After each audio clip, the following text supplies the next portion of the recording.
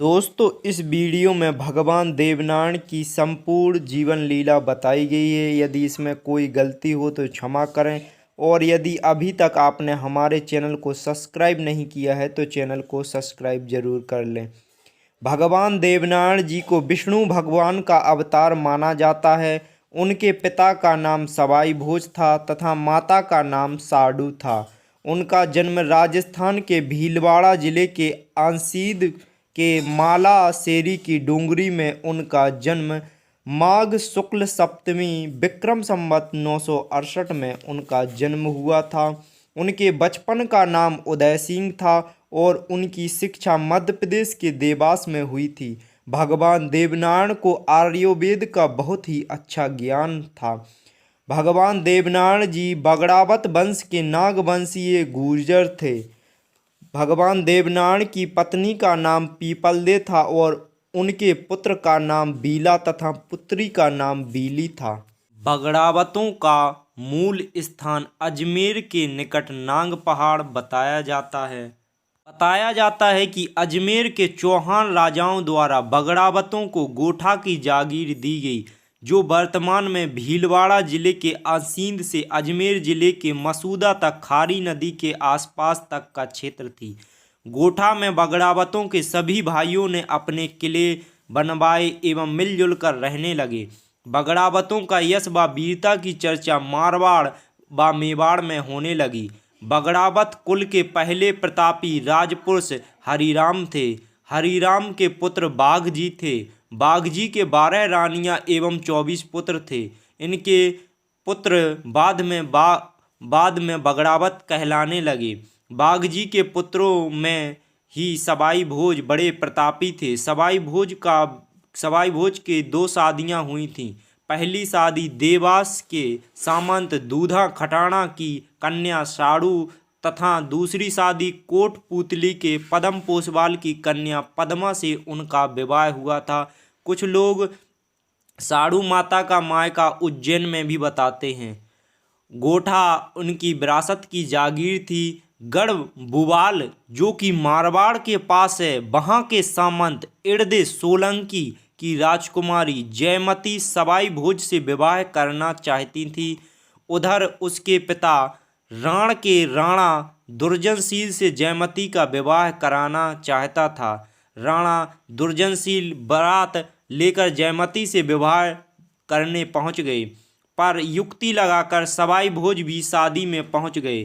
तब इस भयंकर अपमान से तिलमिलाकर दुर्जनशील ने विशाल सेना के साथ गोठा पर आक्रमण कर दिया। युद्ध से पूर्व बगड़ावतों तथा दुर्जनशील की मित्रता थी तथा वे धर्म के भाई थे तथा दुर्जनशील ने गोठा पर आक्रमण कर बगड़ावतों के सभी भाइयों को मार डाला। वह उनके वंश को ही मिटाना चाहता था। राण के राजा दुर्जनशील युद्ध के बाद भी जयमती को प्राप्त नहीं कर पाया। युद्ध में सवाई भोज का साथ देते हुए जयमती भी वीर गति को प्राप्त हुई। उस समय भगवान देवनारायण साडू माता के गर्भ में थे। इस पर गुरु रूपनाथ ने साडू माता को सती होने से रोका और समझाया कि उनका गर्भस्थ शिशु ही उनके वंश का बदला लेगा तथा अन्याय और अत्याचार को मिटाएगा। तब माता साडू वहाँ से अपने पीहर देवास जो कि मध्य प्रदेश में है, वहाँ जाने की तैयारी करती हैं और वहाँ जाने लगती हैं। तब रास्ते में राजस्थान के भीलवाड़ा जिले के आसींद गांव के मालासेरी के डूंगरी में भगवान देवनारायण स्वामी का जन्म माघ शुक्ल सप्तमी को विक्रम संवत 968 में मालासेरी के डूंगरी में उनका जन्म हो जाता है। जैसे ही इस बात का राणा दुर्जन सिंह को पता चलता है कि साडू माता ने एक पुत्र को जन्म दिया है, तब वह उनको मारने के लिए देवनारायण भगवान को वह अपने सैनिकों को भेजते हैं। इस पर माता साडू वहाँ से जल्दी ही अपने मायके के लिए देवास पहुँच जाती हैं और वहीं पर देवनारायण स्वामी की शिक्षा दीक्षा होती है और वहीं पर वह युद्ध कला में निपुण होते हैं। साथ ही क्षिप्रा नदी के तट पर ही भगवान देवनारायण स्वामी योग विद्या और विभिन्न विद्याओं में पारंगत होते हैं। बाद में देवनारायण स्वामी अपने शत्रु राजा दुर्जनशाल का वध करते हैं। बताया जाता है कि भगवान देवनारायण स्वामी की 3 शादियां हुई थीं, जिनमें उनकी पहली रानी का नाम था पीपल दे परमार, दूसरी रानी का नाम था नागकन्या तथा तीसरी रानी का नाम था दैत्य कन्या। कृष्ण की ही तरह देवनारायण भी गायों के रक्षक थे। उन्होंने बगड़ावतों की 5 गायें खोजी, जिनमें सामान्य गायों से अलग विशिष्ट लक्षण थे। देवनारायण प्रातःकाल उठते ही सरे माता गाय के दर्शन करते थे। यह गाय बगड़ावतों के गुरु रूपनाथ ने सबाई भोज को दी थी। देवनारायण के पास 98,000 पशुधन था। जब देवनारायण की गाय राण भयाण का राणा घेर कर ले जाता है तो देवनारायण गायों की रक्षार्थ राणा से युद्ध करते हैं और गायों को छुड़ाकर लाते हैं। देवनारायण की सेना में ग्वाले अधिक थे। 1444 ग्वालों का होना बताया जाता है, जिनका काम गायों को चराना और गायों की रक्षा करना था। देवनारायण अपने अनुयायियों को गायों की रक्षा का संदेश देते थे। भगवान देवनारायण स्वामी ने अपने जीवन काल में कई चमत्कार किए। उन्होंने पीपलदेव को कुष्ठ रोग से मुक्त किया था और उन्होंने कई और चमत्कार भी किए थे।